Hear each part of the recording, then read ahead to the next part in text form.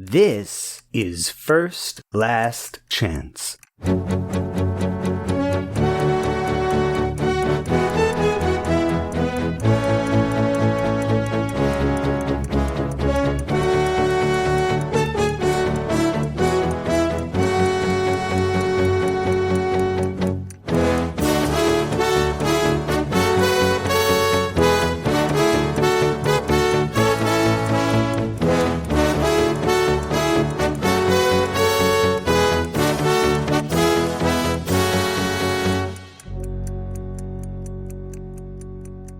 Chapter 11.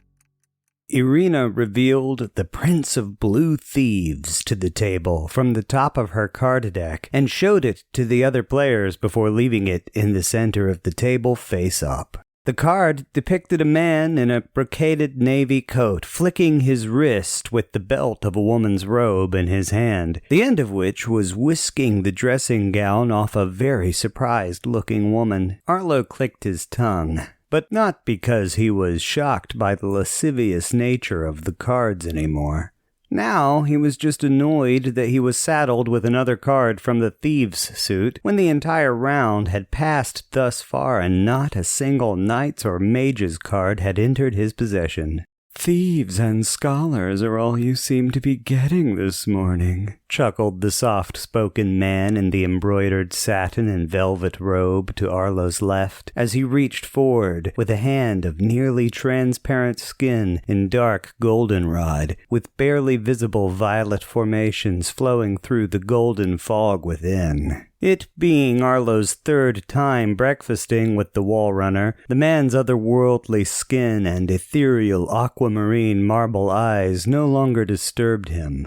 Instead, it was the way he always seemed to win when the three of them played attack and defend. Perhaps it was also the way that Arlo was never sure when the mutant was looking at him, or maybe even that he suspected the wall runner could look right through his cards. In fact, in moments like these, Arlo had to try and focus on the things he did like about the man in order to keep from letting these games of cards ruin a budding friendship. His fine manner of dress, for instance. Most ships on the 10,000 seas did not carry a member of the Gilded Ice Society in direct company and at all times like the Sunseeker did. But there were a few exceptions. The Divine Orderhood had a secretive cloister of loyal Imperial wall runners called the Emerald Frost Order, who would accompany Imperial Navy ships on their highest priority missions. Then there were the more successful clans. Great houses of a certain size made such extensive use of the Gilded Ice Society that they were often lent a few individual wall runners on retainer to live aboard their most important ships. The man sitting to Arlo's left at one of the simple wooden tables in the sunlit stern gallery that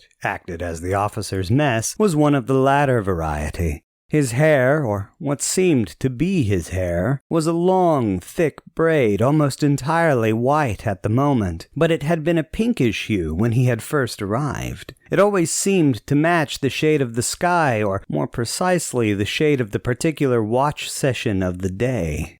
"So you're still sitting on defenders only? I take it you pass on attacking again then, eh, Princeling?" asked Irina, looking somewhat irritated herself.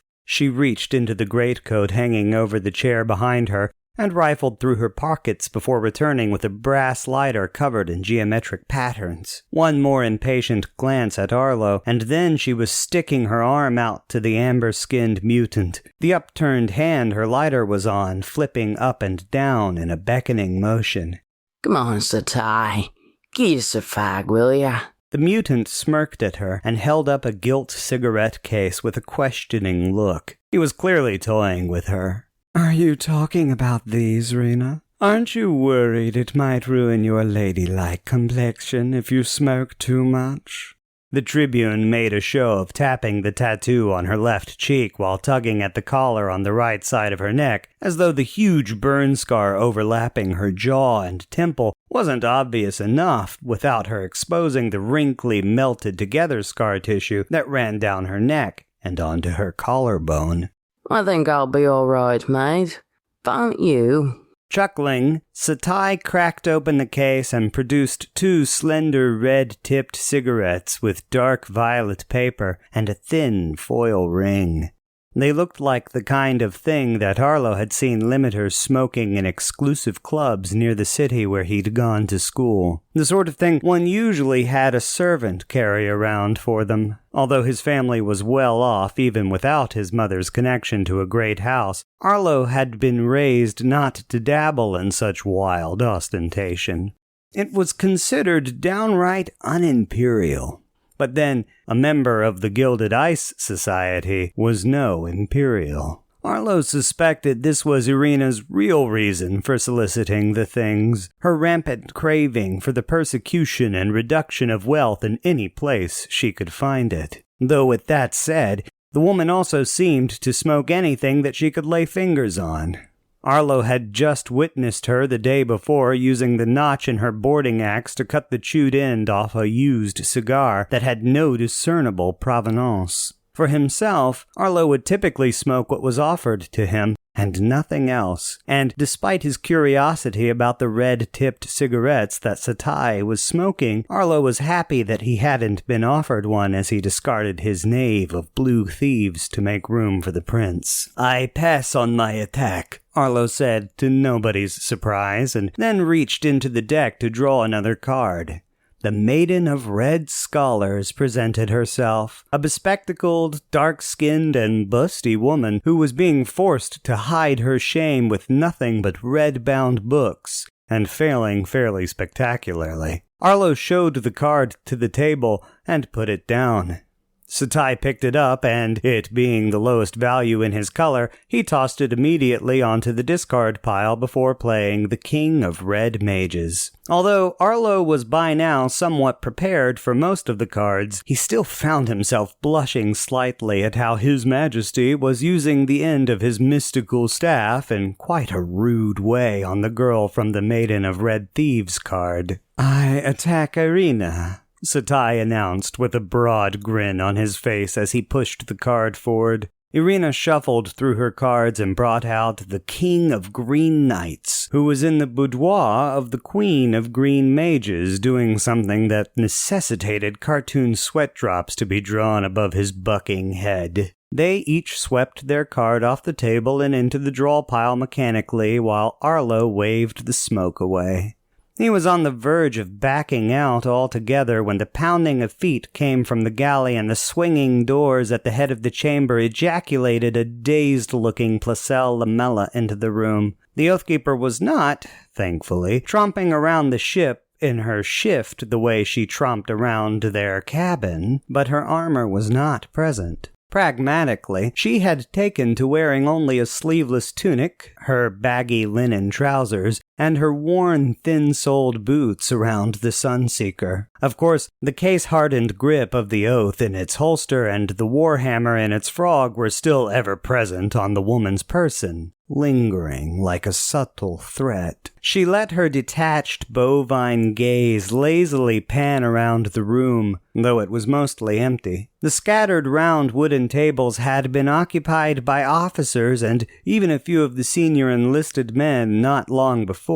But unlike the layabouts who had no work on the ship and could play cards all morning, they had been forced to vacate sooner. Placelle Lamella waved idly at the one startled warrant officer left by himself at a table, a man who had come off his night watch and was too busy writing a letter to go to bed quite yet. She then let her gaze drift to Arlo and padded up to him with her customary gentle smile. "Good morning, Arlo." She greeted him first softly, with an affectionate squeeze of his shoulder before turning to the others. "Madam Rathbone, Master Mirana." "You hear that, Rena?" chuckled Satai with a clear derision in his voice. "She's on a first-name basis with the boy, but us grown-ups have to make do with formalities." Irina was likewise sneering. Having never really disguised her distaste for Placelle Lamella, she flicked the braid from one side of her neck to the other, and unconsciously double-checked to make sure she had returned her collar to cover herself after showing the scar before, while her penetrating eye seemed to traverse the Oathkeeper from head to toe.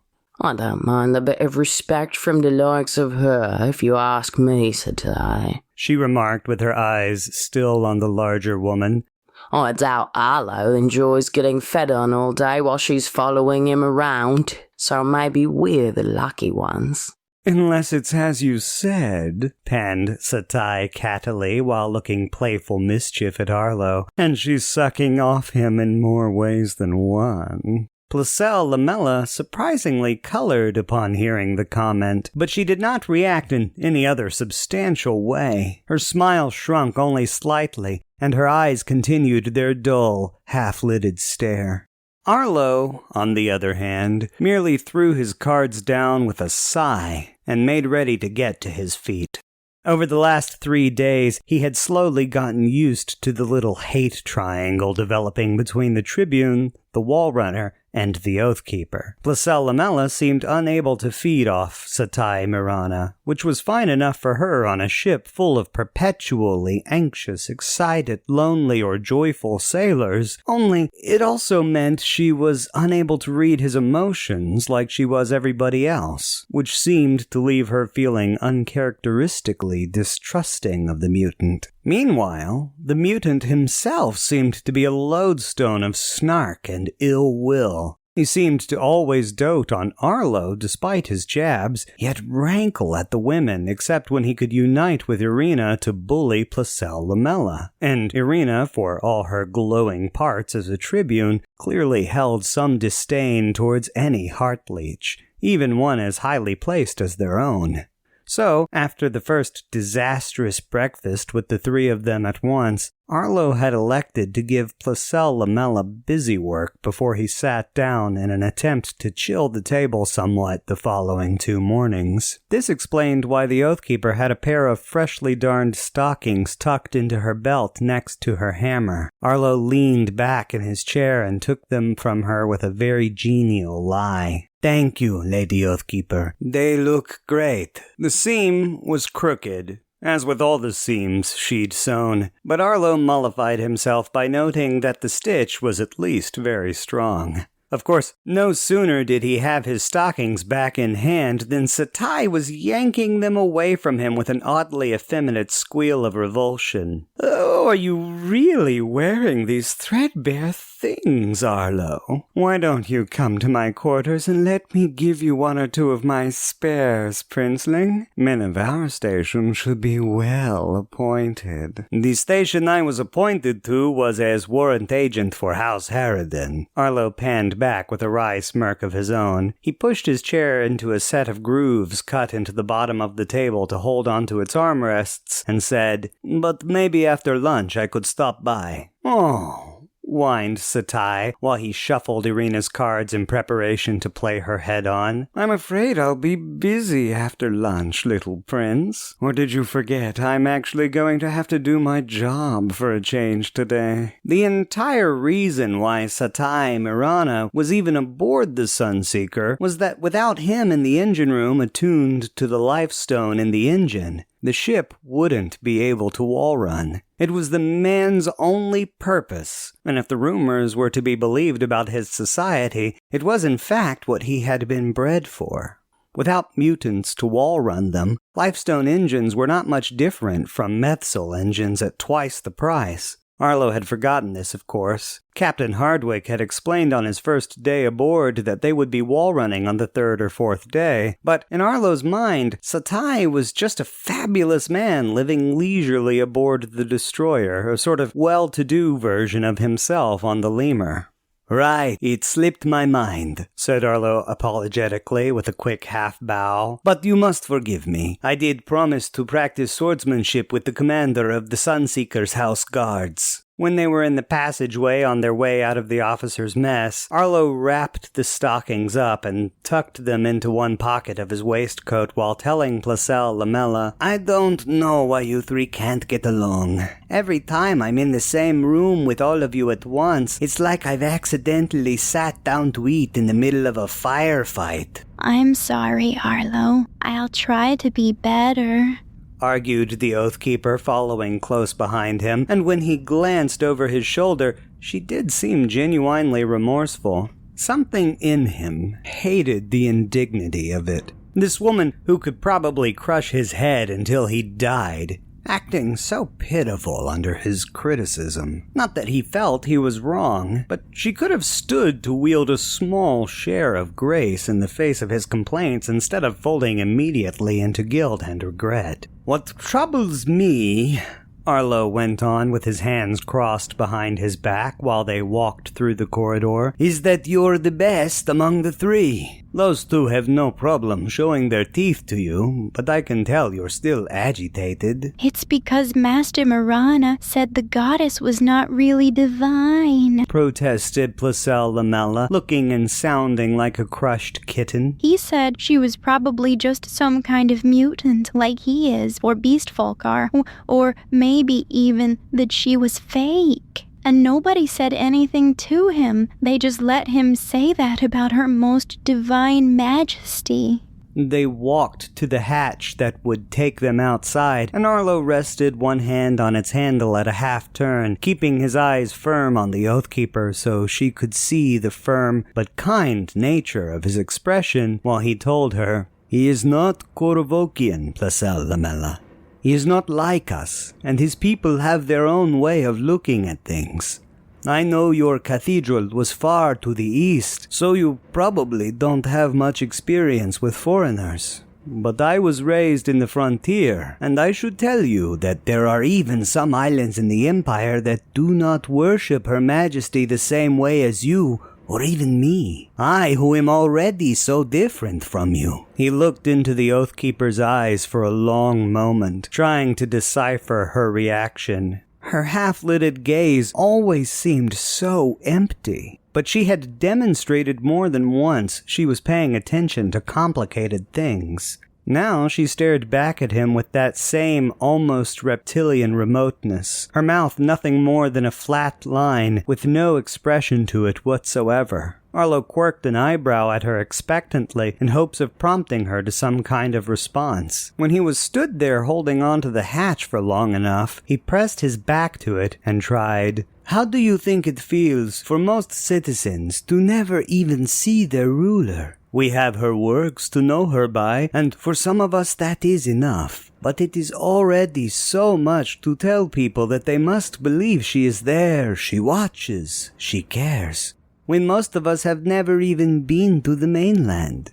Have you even been?" It felt like she wasn't going to respond to that one either. But after a slow upturning of her eyes, Placelle Lamella considered the space above the hatch and then nodded once. When it was time for me to take my oaths, I was sent to Corvus. I met with the head of my order and a high priestess from the All-Church. Arlo nodded back at her and respectfully crossed his arms over his stomach, spurring her on with, "That must have been a tremendous honor."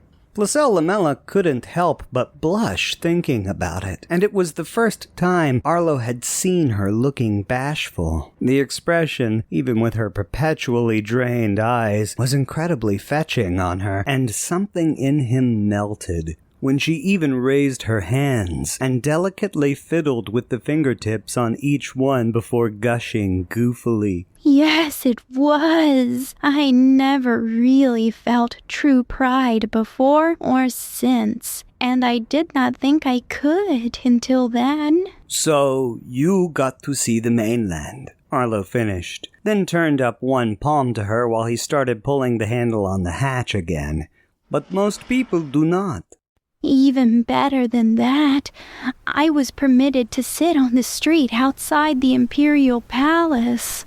Placelle Lamella said next, ducking outside behind Arlo as the chilly wind took both of their ponytails and flicked their hair away from the churning sea on the other side of the taffrail. Arlo wrapped his arms around himself and pulled his bolero tight, wishing he had gone back to his quarters for the lady's overcoat, but at least salved himself with the reminder he would soon be sweaty, no matter the chill. Placelle Lamella, following behind him, did not seem to notice the cold at all, and were it not for a certain pair of physiological clues she had prodded him from behind with in her sleep during the previous night, he would have thought cold was another one of the many things a heart leech could not feel. This close to the ice wall, it was unlikely that even she would be able to ignore the chill for much longer. However, for the moment, her only concession to the wind was to raise her voice and speak over it. I sat on my knees every night for the entirety of the Life Watch and basked in the light Her Most Divine Majesty puts out. The glow from the windows at the top of the tower is so bright, it lights up the whole city.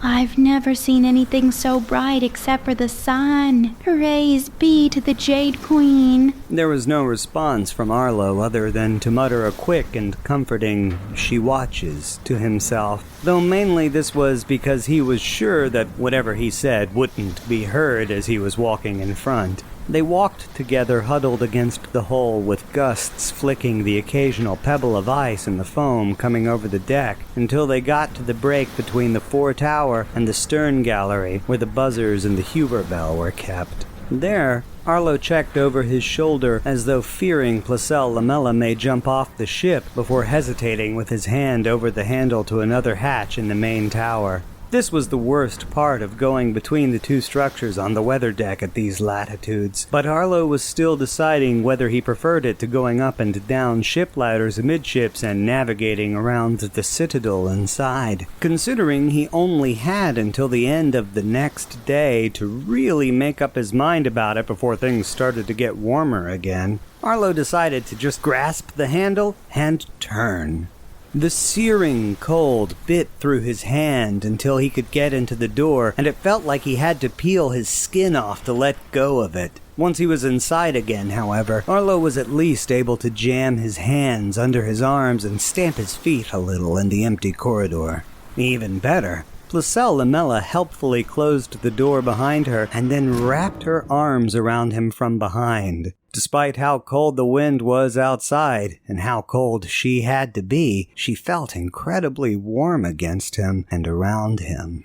You're so cold, she told him as though he didn't already know, pressing her cheek against his ear and squeezing him even more tightly. Yes, thank you, I am, he said pitifully, yet patiently in her grasp, simultaneously ashamed to be doted on and grateful for her warmth. They descended a shorter ship ladder into a small gymnasium and common area of sorts that the house guards called a ready room, which abutted one wall of the ship's citadel. It was a tall room with narrow slit windows just beneath the pipeworks and hanging lights that acted as its ceiling. The floor was jet black rubber with a dull sheen and occasional grates for drains, unlike the rest of the ship, which was either heavy wooden beams or thin steel plating. Spartan, doorless lockers lined starboard and larboard walls, 22 to a side, filled with a soldier's full battle kit each. A long bench would normally be placed in front of each bank of lockers, but now those benches were upside down on top of the lockers. Doors on either side of the forward wall, where the compartment met the Sunseeker's citadel, led to passageways to the ship's forecastle where the ratings berthed. Arlo had passed through the rooms on his first day aboard, and found himself surprised at both how unpleasant the banks of bunks seemed, and how happy the crewmen who were issued them seemed to be. One had even, upon hearing his misgivings, taken the time to show Arlo that there were many clever cubbies and boxes inside each bunk, and that seamen treasured such things, especially when the Imperial Navy often allotted only one small bin and stacked their bunks in threes. Between the doors leading to where Arlo had failed to appreciate this revelation was, functionally, the wall of the ship's citadel. It was heavy and thick, substantially armored. In the forecastle, the hatches that actually led into it were akin to vault doors. The thick armor inside protected all of the most sensitive parts of the ship. A radiography suite, the magazine where its ammunition was stored, backup lifestone engines mated to the ship's twin screws, which could also be daisy-chained to the primary engines for extra speed in combat, and what modern shipwrights called the wall-running suite. The rear wall of the room being of this structure, it seemed to differ from the smooth surfaces of the other walls in the ship. Layered plates and rivets had been required to give it the thickness it desired. They had been primed and painted a flat gray like the rest of the ship, and then, out of some desire to further obscure the irregularity, a massive House Harridan coat of arms had been painted along the surface. The white wolfhound on a field of green in the lower right corner sniffed at a golden hellebore, while in the upper left a crescent jade moon appeared over a field of gray. The other two corners were taken up entirely with golden laurel leaf, and beneath the shield an approximation of a banner had been drawn with the family name written upon it in a flowing, careful scrawl. Arlo stopped at the entrance, then considered the coat of arms while he lowered himself slowly down the last 2 or 3 steps of the stubby little ship ladder that went into the room. This was who he was supposed to be now. Not to say that he had not been a Harridan before, but he certainly had not been what he would consider a family man. In the quiet, with crepuscular beams of light pouring in from through the slitted windows above, Arlo removed his bolero and cravat. He thought of his mother while he unbuttoned his waistcoat. She had been a true Harridan in that she took pride in her family, and when he was a boy had taken him around the world to meet many of them. The entire reason he even knew his Uncle Tristan at all was his mother's insistence that he understand what it meant to be part of a great house. At the same time, Leliana Harridan Harkon had always warned Arlo of falling into the trap of avarice that led clans into corruption, had steered him towards a life in the arts. Little good it had done him in the end, and still, now, House Harridan was the benefactor for his continued shelter. House Harridan paid for his schooling. House Harridan had gotten him the job he had royally fumbled. House Harridan prevented him from being executed for his failures. He wanted so desperately to feel like he was able to serve the clan and give thanks, to be the brave Koravokian from recruitment posters and novels about exploration and adventure on the 10,000 seas. I love you, Arlo. Placelle Lamella's gentle affection startled the young man, and he whipped around on her with wide eyes. She had picked up the clothes he'd tossed on the floor, folded them neatly, and placed them on the rubber floor in a stack. She had been tasting that feeling again, the one she'd called, "How hard you're trying," before. "But of course, you could never be in love with me," he shot back with a flat face while rolling up his sleeves. Placelle Lamella bashfully traced a semicircle in the floor with the toe of her boot as though this was pointing out some sort of misbehavior on her part, but she did at least defend herself in the most shocking way. If you wanted, I would let you take me as your wife. We could work together to help your family, and you could have me as your lover any time you wanted. But no matter what, I wouldn't be able to love you the way people usually love each other. But maybe you wouldn't be able to tell the difference, and then you wouldn't have to be so lonely. "Listen, Oathkeeper, how do you know you can't love anybody?" Arlo asked now, feeling a little outraged by the offer, and also a little ashamed at how much it tempted him. "I mean to say, you already say you love me. It's ridiculous. So maybe you just don't know what your own feelings are." Her smile grew slightly, but the tall woman didn't seem to be too put off by the interrogation. It certainly wasn't her first time being asked. I'm a heart leech, Arlo. I know what everyone is feeling. I know when two people love each other. I know how they're feeling. And I know I can't feel that way. "I don't want to think of you as a dog," protested Arlo, a flash of anger in his eyes while he took a step towards her. She didn't flinch, so he raised his finger and stuck it in her face. "You are a person. I don't believe you can possibly be so simple of heart, so astoundingly uncomplicated. You talk like all you can feel is happy, sad, and angry. But you're a holy Oathkeeper for Queen's sake. You took vows of loyalty. You had an education, an upbringing, training, forsooth. Pray, how can you have done those things with the same emotional maturity as a house cat?" Placelle Lamella shrugged her shoulders, and all she could offer was, "Serving the goddess makes me feel happy. When I was growing up, helping the monks and the priests in the chapel made me feel happy. Finding waywards and bringing them to the chapel for succor, punishing those who profane our world with evil deeds. It just makes me feel like I'm being a good girl."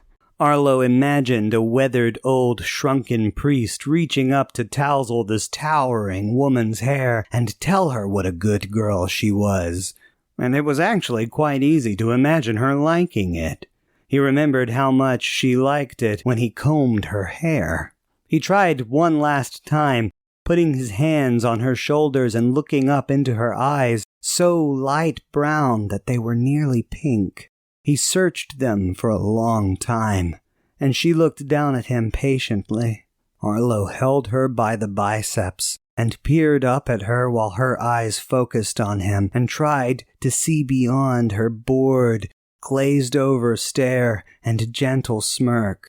"And so the reason you follow me around all the time and try to take care of me is it just makes you feel happy, like helping a grown-up with the chores?" he asked at last. Something that left Arlo feeling deeply unsettled seemed to appear in her eyes. Some colder emotion that seemed somehow dangerous. Her smirk did not move, but some change in the cast of her eyes, a subtle shift in her brow, some minuscule drifting of her features had suddenly cast them in something like a predatory grin. "Think about my offer, Arlo. You probably would not even be able to tell the difference. A strong, obedient wife who doesn't need anything, who never gets jealous or makes demands, could make a man like you very happy." Despite the pit of dread he was getting looking up into her face, Arlo was about to ask her what this arrangement would mean for her life as an Oathkeeper. No sooner had he taken in the breath and formed the words than they were interrupted by the entry of Lieutenant Parsons and the commanding officer of the ship's house guards, Commander Lucas Gainstrom. Their entry was marked with raised voices that caused Arlo to startle and jump nearly out of his skin. Briefly, he leaned over to glance at Placelle Lamella and found that she was entirely unmoved other than the diminution of the predatory glee that had been glimmering in her eyes a moment before. The two men were shouting at one another, and if their words alone were all one heard, it would have been thought that they were bitter enemies in a sincere and hateful argument. But visually, they were both grinning broadly as they tramped down the short little steps into the room. "You are a gutter-dwelling rat who double-ducks his duty, sir, if you will not drill the hands when you drill your men." Parsons was snarling with his previously youthful face contorted and drawn into a grin between each phrase, like he was trying to stop himself from laughing. "And you, sir?" batted back Gainstrom, his own features occluded by his scruffy brown mustache and beard so much that only his teeth showed he was smiling. "Are a pinched, slab-sided mainlander whose head is too far up his own arse to know I can't drill them if you won't rest them after." "Black-hearted weasel that you are, consider that—" Parsons continued for a few paces and then froze wide-eyed as he caught sight of Arlo and the Oathkeeper. Gainstrom bumped into him from behind. "Oof! Make a lane, you silly knob! Real men are—" Now, Gainstrom too was stopped, and they were both looking back at Arlo with the same face he was looking at them. The three men stood gawping awkwardly at one another for a full terrible moment, each one not exactly sure what to say to the other. For her part, Placelle Lamella raised a hand and limply waved it from side to side with her usual expression of bovine magnanimity. It was Gainstrom in the end who managed to lower his shrubby eyebrows and clear his throat. Ah, young Arlo, hello, he greeted jovially, stepping around Parsons and giving the other man a gentle pat on the back while he approached. You arrived early for our sparring. Arlo tried clearing his throat as well, but it came out more as a scratchy cough, so he instead made a show of checking his watch. Well, no, said he, not quite so early as I make it, but I confess I did want to get up from the table. I dine with Master Miranda and Madame Tribune Rathbone in the mornings, which I find to be quite socially potent enough to suffice a smaller dose. Such a polite way to put it, laughed Gainstrom in his bawdy way. He unbuttoned his uniform and hung it up in his locker before forming a crescent over his chest in Placelle Lamella's direction. My Lady Oathkeeper, do you care to join us today, or shall you prefer to watch again? It is better for all if I simply watch, was her somewhat opaque explanation, though it was delivered sweetly, and with a respectful return of the crescent as well as a gentle half-bow. At this point, Parsons cleared his throat to get Gainstrom's attention, only to say, Mr. Gainstrom, I do wish you to drill the hands for at least an hour this week. I will arrange the duty roster so it happens to men who have dog watches that day. Good day, sir. Aye, and yourself, Lieutenant, replied Gainstrom with a loose wave to the lieutenant's retreating form.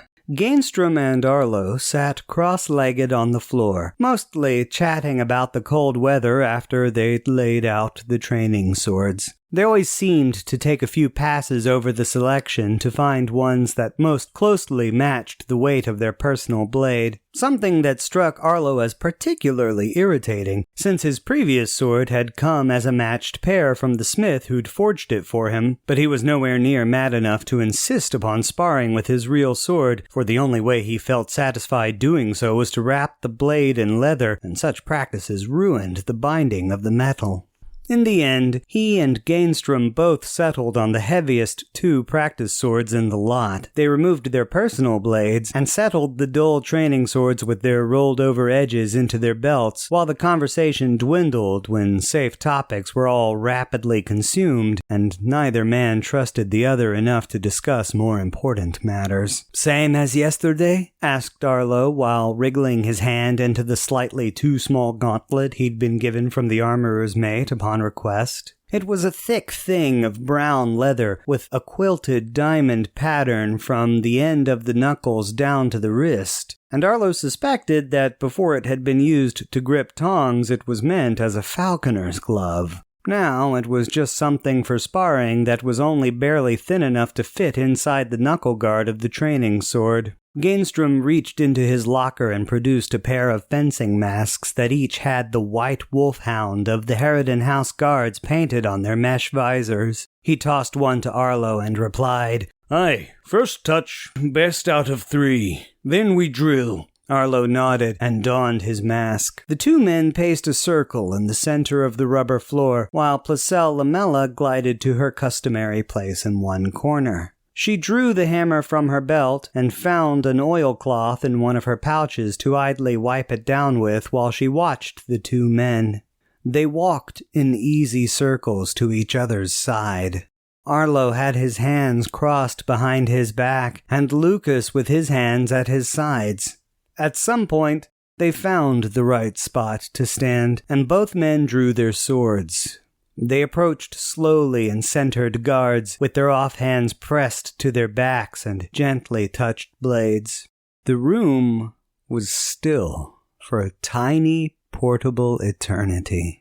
And then Gainstrom lunged forward. The sound of scraping and clanking metal echoed as Arlo swept back the blade and tried to catch the commander in his recovery, but found himself gathered instead. They broke away, and this time Arlo swept in, only to find himself getting jabbed in the chest during Gainstrom's parry. The commander stepped back even before Arlo called the hit, though he did nod respectfully as Arlo tapped his chest with his free hand. They paced around in silence again with their swords still out and up. Arlo switched guards, turning his sword inward. In reaction, Lucas turned his down and out. When they met again and tapped blades, Gainstrom put up a strong defense. He knew Arlo's little trick of flicking his sword to slice the leg after blocking with his false edge, and so, as soon as he triggered it, he moved to block it. His guard shifted as Arlo recovered, and then he was upon him from above. Arlo ducked and parried sideways in a flash, working solely on a sudden burst of adrenaline. He felt his eyes bulging inside his mask as he whipped to his left,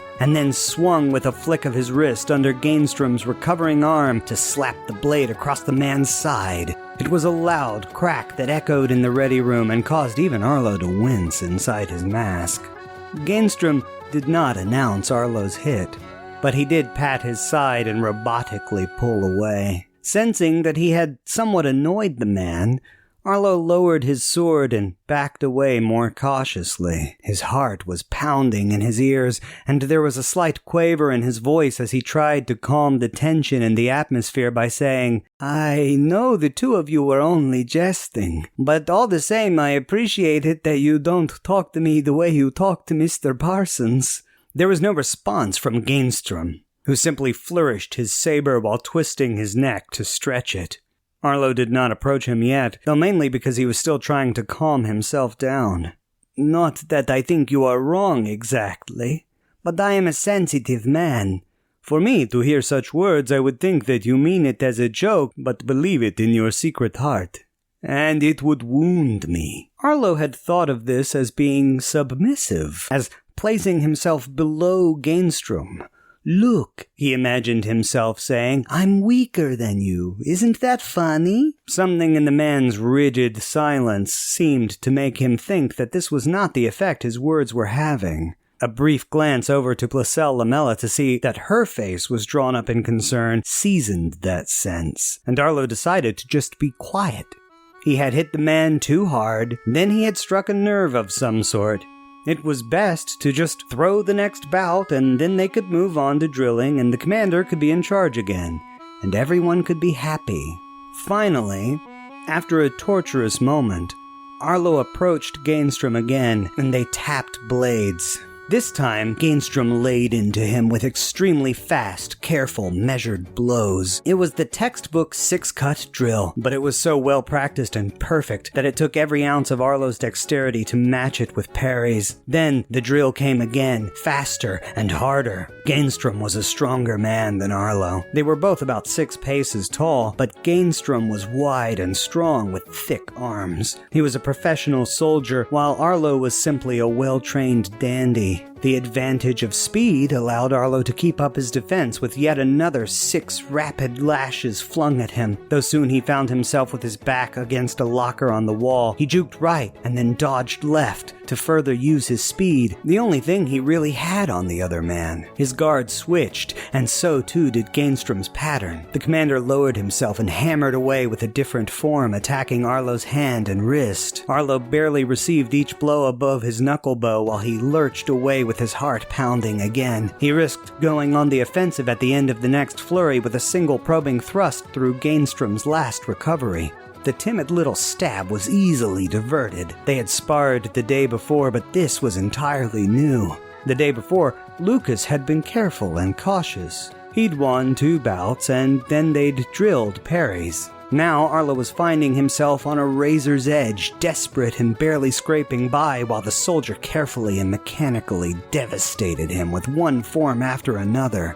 Finally, Gainstrom managed to break through Arlo's guard, such that it was, and give him a light slash across the chest. Arlo immediately called the hit and tapped his chest, but this did not end the fight. Gainstrom grabbed the dull blade of Arlo's training sword in one balled fist and yanked it out of his hand with little ceremony before shoving him on one side to start him turning. Instinctively, Arlo cowered, hunched, and covered the back of his head with both hands while Commander Gainstrom began whipping his training sword across his back. It was searingly painful, and it was humiliating. and Gainstrom was laughing at how pitiful Arlo looked. Arlo, for his part, just whimpered and surrendered himself to the moment like a child accepting its punishment, deciding he would let it happen and wait to ask what he had done wrong when it was all over. His humiliation ended as abruptly as it had begun, however, when Placelle Lamella appeared at Gainstrom's side.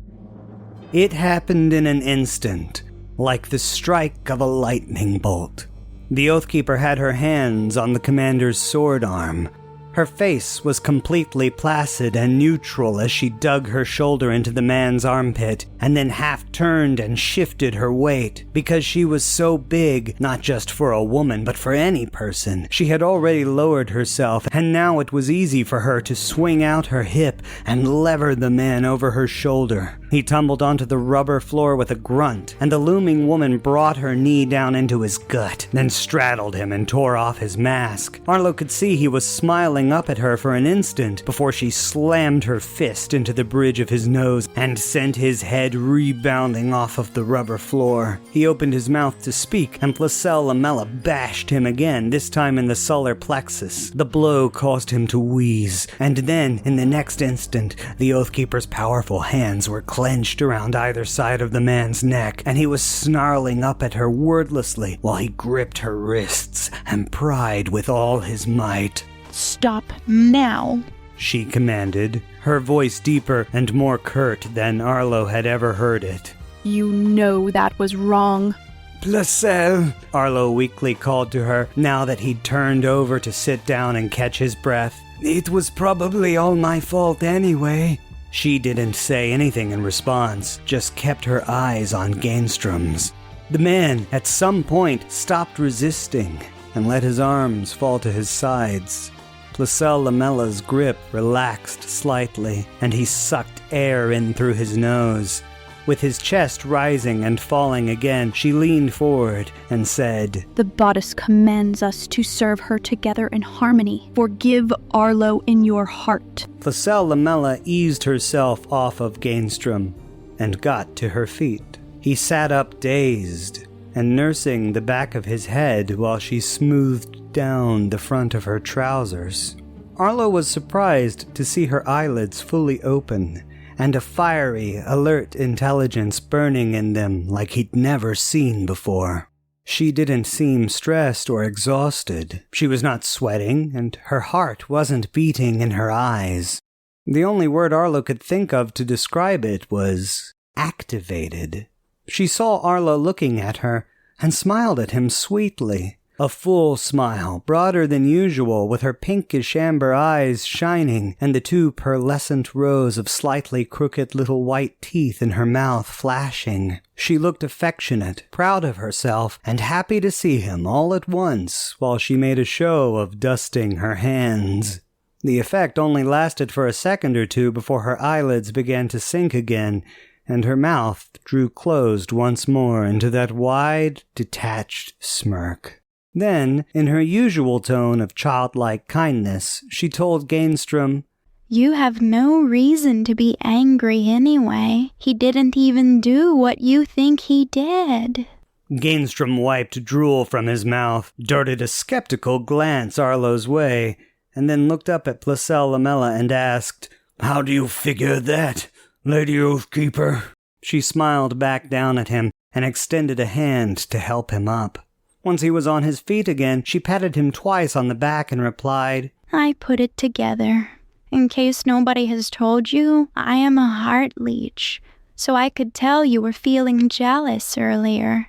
I can also feel that you think I'm really pretty. You really like these." This was said with a meaningful heave of her breasts in each hand, though the linen wrap she bound them with kept it from being too absurdly lascivious of a show. Placelle Lamella next gestured to Arlo, who was still sitting on the floor. "Also, you think Arlo is rich. I have seen everything he owns. It all fits in one box. He isn't. But you get mad when you think he is being fancy."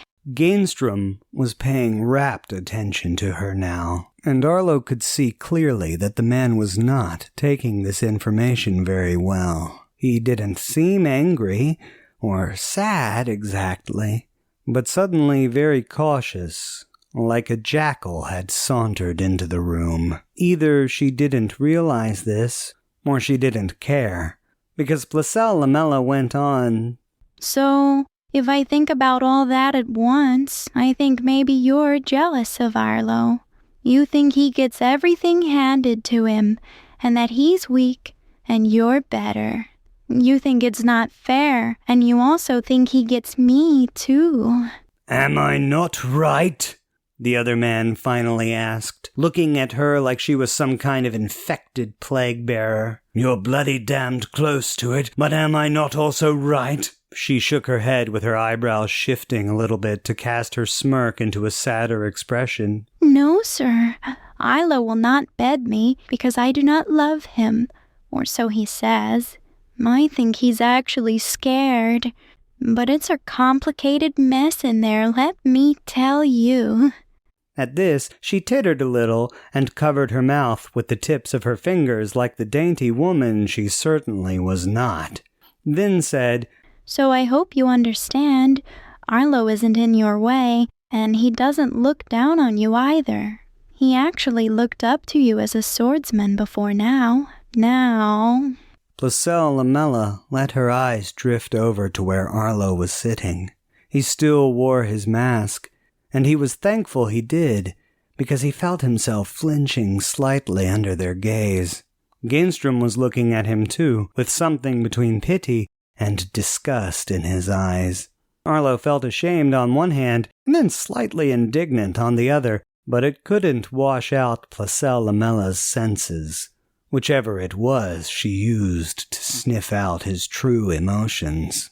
Now he just feels regret, she reported, then blandly hovered back to the corner where she usually waited for this training to end, and sat to toy with her warhammer once more. Gainstrom approached Arlo with a sigh, and offered down his hand to the young man. Meekly, Arlo took it and allowed himself to be helped up. He was thrilled that he didn't get a pat on the back like Lucas had, his back still throbbing from the lashing it had taken with the training sword. "Sire, you have my apologies for my rotten behavior," managed the commander tersely. It seemed to take an effort, which itself seemed to shame the man even more. "I was gross and cruel to you. However, I do not think we should spar again. You are not..." This next comment took a bit more calculation than anything else, but finally Lucas simply said, "You are not a poor swordsman. For your age, you fight well. Practice your forms and drill. That is my recommendation." Arlo pulled off his mask at last, but merely looked down at his feet, utterly hang-dog and unsure of what to say other than a pitiful, "Thank you. You are very good, sir." Gainstrom grunted at the response and sighed, then returned to his locker to fetch a towel. Arlo sat on the floor with his back against another locker, and first pulled his gauntlet off by starting the tip of his middle finger between his teeth, then withdrew his pocket watch.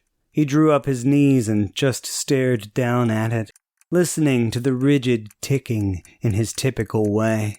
It calmed him down, but did little to salve the shame and humiliation. Those feelings were quickly replaced with irritation as he heard Placelle Lamella pipe up again to tell Gainstrom, I'm sorry you're hurting, Mr. Gainstrom. It wasn't this that irritated him, so much as it was Gainstrom's curt response to her.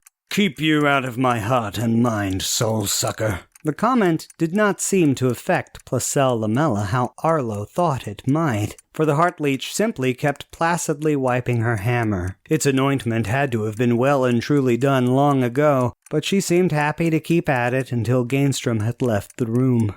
Once they were alone, she merrily hopped up and moved to sit next to Arlo. He kept his face on the dial of his pocket watch, but did not repel her even when she leaned her head on his shoulder. I'm sorry you're hurting too, Arlo, she told him softly. Instead of thanking her, he asked, "How are you feeling?" I'm well. They sat in silence a while longer before she commented, I'm glad I decided to stop wearing my armor while we're on the ship. I like being able to feel your warmth through my clothes. I'll enjoy wearing it again when we land, though. They said nothing else to each other for a long time. Over the last few nights, Arlo had learned that Placelle Lamella would often be content to just sit in his presence, particularly if the two had some kind of physical contact. She would never seem bored or disconsolate, no matter how quiet he was. He had nearly read the entirety of a book on one of the other sects in the Divine Orderhood from hers, just seated upright on the bed with her curled around him from behind. And the night before, he had awakened to find her sitting cross-legged on the floor in front of the washroom booth, her glazed-over, half-lidded gaze pointed right at him as he slept. She may have been right when she said his real reason for not allowing himself to have a carnal passion with her was fear, for he often found himself looking at her legs, her breasts, or her neck, while she slunk around his cabin in her shift.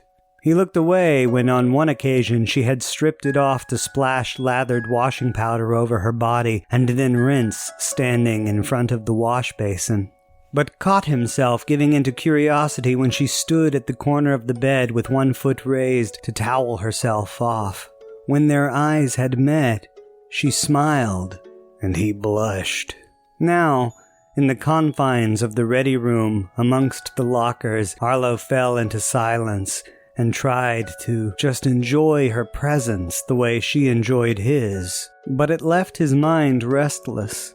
With his back aching, and his mind in such turmoil, he decided to go ahead and return to his cabin for a horse bath of his own before lunch, and his chance to see wall running firsthand.